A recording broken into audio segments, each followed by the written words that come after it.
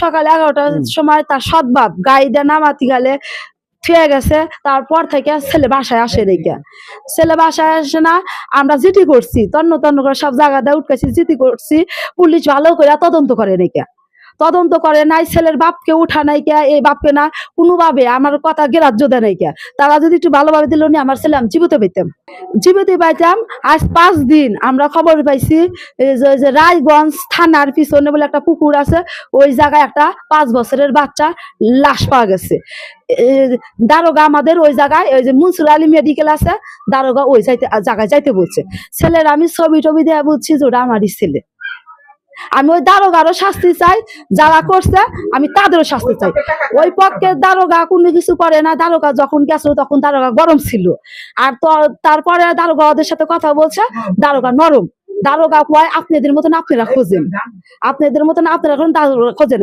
আমি আনে 2 বাপে হাজির কইরা কে হদ বাপ করুক আপন বাপ করুক, তার আমি ফাঁসি চাই, তার আমি শাস্তি চাই। বুধবারে সকালে 11টার ঘটনা, আমাকে বাসা থেকে ফোন দিল যে এরকম তাসিন হারায় গেছে। আমি আসলাম, এসে বললাম কোন জায়গায় ছিল, মুক্তা এখান থেকে রিক্সা তুলে নিয়ে গেছে।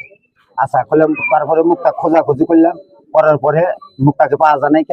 তারপরে বিকালকার আজানে রাগ দিয়ে দেয় মুক্তাকে কাঠের পুল থেকে ধরে নিয়ে আসা হয়েছে। আচ্ছা যাই হোক, তারপরে মনে করেন যে সবাই মুক্তা আর ছেলেটার সৎবাপ। আচ্ছা যাই হোক, তার কিছুক্ষণ পরে আবার শোনা গেল যে মুক্তাকে সোনগাছা দেখা হয়েছে। আমার সম্বন্ধে বলছে যে তাকে সোনগাছা দেখা হয়েছে, মানে তার বাড়ির কাছে।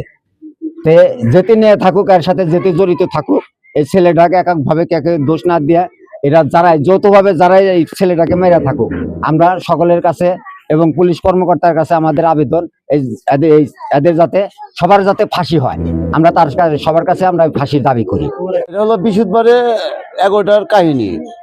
আমরা তো দিন রাত 24 ঘন্টায় খুঁজতেছি, পাইতেছি না। আজকে আবার ওখানকার নিউজ পাওয়া গেছে, ওখানকার ওসি সাহেব, এই ওসি সাহেবের হাতে যোগাযোগ করে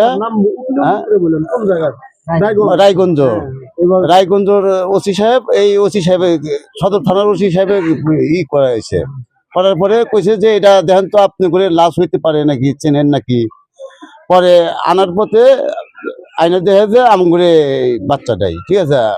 তো এটা আমগুড়ে সুস্থ বিচার দিবেন, যাতে এই আসামি গোনা, ঠিক আছে, অতি তাড়াতাড়ি ধরা পড়ে শাস্তি হয়, ঠিক আছে। রওনা দিছি কাজের উদ্দেশ্যে, পরে বাচ্চা আমাকে ডাক দিছে গাড়ি দুটো।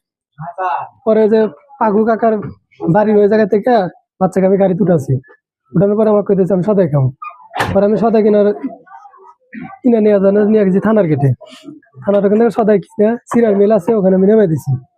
নেমে দেওয়ার পরে আমি ওখান থেকে চলে গেছি ভাড়া নিয়ে। আর তারপরে লেখা বাচ্চাগুলো ওখান থেকে পাওয়া গেছে না। বাচ্চার যে লাশ পাওয়া গেছে এটা লেখা রায়গঞ্জ থানা আছে, থানা ছেড়ে। আমি বাচ্চার সৎবাপ।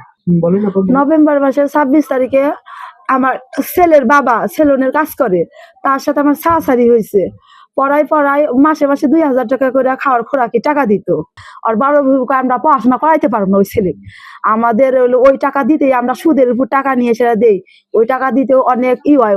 আমি ওই জায়গায় আমি হাইটে গেছি, বড়পুর, চৌরাস্তা, বাইর গোল্লা, থানার গেট, মুক্তা প্লাজার, যেখানে যারোস আমি হুই নাই না। আমার সল কখন এসে আমি অস্থির গেছি, আমি তাকে কইছি আমার সল কখন ধরে গেছে, ওই সল গেছে কখন। তাহলে আমি 10টা 10-এ থেকে গেছি, আমি আইছি 12টার দিক। 12টার দিক গেছে, আর এ বলে খাবার এসে 11টার দিক। এর আমি আর কাছে শুনছি। তাহলে আমার ছেলেকে আমি খুঁজে আসছি, আমার মায়ের কাছে যা কইছি, আমার মায়ের কাছে যা আমি কইছি ও মা যে ও বলে খাবার আইছিল, ওর কথা কইছি যে এ বলে খাবার আইছিল, দাদা বলে ওর গাড়ি পেরে গেছে, ডাক্তার পা গেতিছে না।